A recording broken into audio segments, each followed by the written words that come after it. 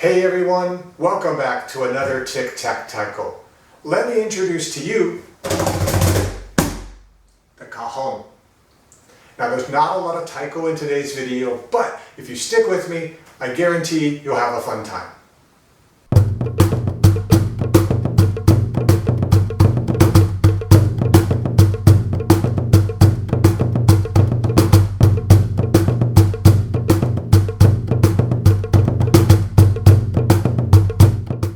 Cajon means box in Spanish.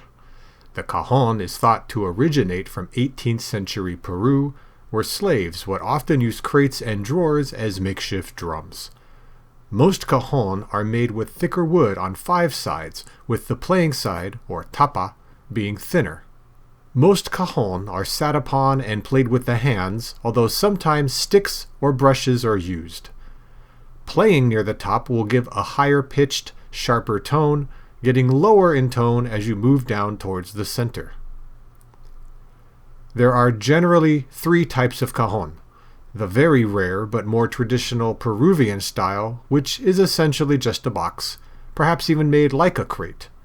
The flamenco cajon, which has a set of guitar strings pressed against the back of the tapa in order to give it a snare-like rattle or buzz.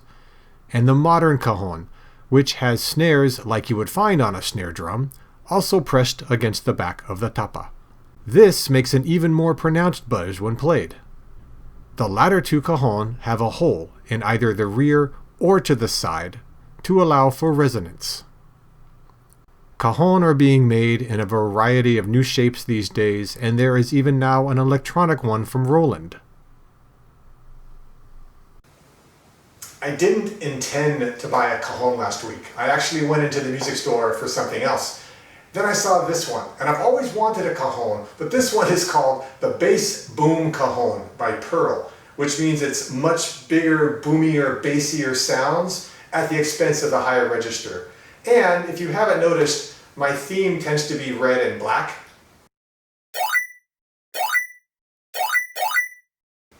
Which this cajon fits really nicely. So it didn't just speak to me at the store, it kind of sang. You might be asking, why am I talking about the cajon on a channel all about taiko? It's a fair question.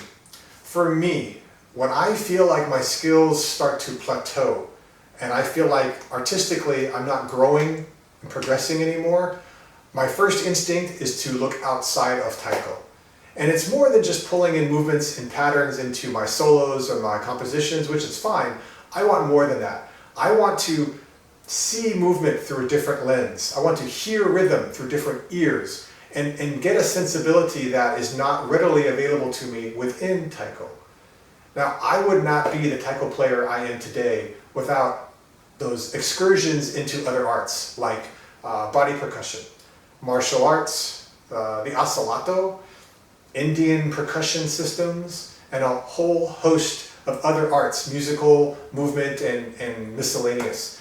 It's not to say that taiko can't teach me more. It's not to say I don't appreciate that deep dive, but for me, again, I can only speak for myself, looking outside into the almost countless art forms that are out there almost always brings back something that I can either use right away or that I plant seeds in and gives me years and years of really good material.